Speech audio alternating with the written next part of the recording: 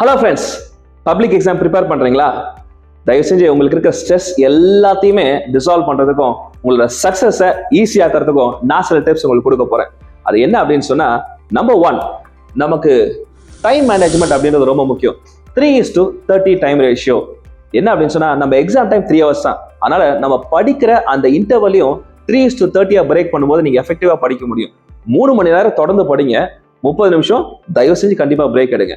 So இந்த டிவிஷன்ல நீங்க படிக்கும் போது நீங்க ஃபோக்கஸ்டா படிக்கிறதுக்கும் உங்களோட ரெஸ்ட் ரெகுலரா இருக்கும்போது எஃபெக்டிவா படிக்கிறதுக்குமான ஒரு நல்ல சான்ஸ் நமக்கு இருக்கு.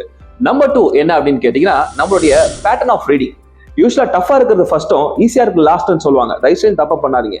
காலையில நம்ம எந்திரிச்சு படிக்க ஸ்டார்ட் பண்ணும்போது ஈஸியா இருக்கிறத படிக்கும் போது என்னால படிச்சு முடிக்க முடியும் அப்படின்ற பாசிட்டிவ் மைண்ட் செட்டை நம்ம கொடுக்கும்போது கண்டிப்பா நம்ம அதுக்கப்புறம் படிக்கிற டஃப்பான விஷயத்தையும் படிக்கிறதுக்கான ஒரு பாசிட்டிவ் ஆட்டிடியூட் நமக்கு கிரியேட் ஆகும். அதனால ஃபர்ஸ்ட் ஈஸியா இருக்கிறத படிங்க, அப்புறம் டஃபா இருக்கிறத படிங்க, அதுக்கப்புறமா ரிவைஸ் பண்ணுங்க.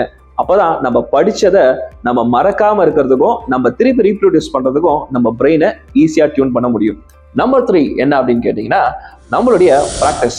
ஏன்னா எவ்வளவுதான் படிச்சாலும் அதை எக்ஸாம்ல கரெக்டான டைமுக்கு எழுதி முடிக்கலன்னா நமக்கு மார்க் வராதுல்ல. அதனால ப்ராக்டிஸ் பண்ணும். எதுக்காகன்னா படிக்கிறதுக்கு இல்லைங்க, எழுதுறதுக்கு. நீங்க படிச்சதை விட எழுதுறது தான் ரொம்ப முக்கியம். ஏன் அப்படின்னா, ஒரு கொஸ்டின் பேப்பர் எடுத்துக்கோங்க, பழைய கொஸ்டின் பேப்பர் எடுத்துக்கோங்க, ஒரு 3 hours டைம் செட் பண்ணுங்க. அந்த கொஸ்டின் பேப்பர்ல இருக்க எல்லா கொஸ்டினுக்கான ஆன்சர்ஸை டாப் டு பாட்டம் 3 hours எழுதி கம்ப்ளீட் பண்ணும். நீங்க பார்க்காம இருந்தாலும் சரி, பார்த்துட்டு சரி, 3 hours கண்டினியூஸா நீங்க எழுதி பழகும் போது நம்ம கை வலிக்காம 3 hours எழுதி முடிக்கவும் முடியும். பிளஸ் நம்ம எக்ஸாம் டைம்ல இந்த 3 hours ஒரே இடத்துல உட்காந்து எழுதணுன்ற அந்த ப்ரெஷர் இல்லாம எக்ஸாமை ஈஸியா முடிக்கிறதுக்கான ஒரு சான்ஸ் இருக்கு. நம்பர் 4 என்ன அப்படின்னு சொன்னா, நம்ம ஹெல்த் தாங்க. ஹெல்த் இஸ் வெல்த் அப்படின்னு சொல்லுவாங்க. நம்ம ஹெல்த்தியா இருந்தா மட்டும்தான் நம்முடைய ஒர்க் எஃபிஷியண்டா இருக்கும். அந்த ஹெல்த்தை மெயின்டைன் பண்றதுக்கான முக்கியமான டிப்ஸ் தான் இது. நீங்க நைட்டு தூங்க போற தூக்கத்தை ரெகுலரா தூங்குங்க. மதியானம் சாப்பிட்டு முடிச்சதுக்கு அப்புறம் ஒரு 1/2 hour பவர் நேப் எடுங்க.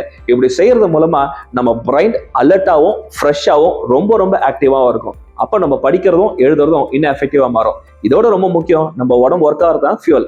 நம்ம தண்ணி குடிக்கிறது, அடிக்கடி கரெக்டா தண்ணி குடிக்கணும், கரெக்டான டைமுக்கு சாப்பிடணும். இதை செய்யறது மூலமா கண்டிப்பா நம்முடைய சக்சஸ் இன்னும் ஈஸியாகும் அப்படின்னு நான் நினைக்கிறேன். ஸோ இது உங்களுக்கு பிடிச்சிருந்தா ட்ரை பண்ணி பாருங்க, உங்க ஃப்ரெண்ட்ஸுக்கு ஷேர் பண்ணுங்க. உங்களோட சக்சஸ் உங்க கையில தான் இருக்கு. தேங்க்யூ.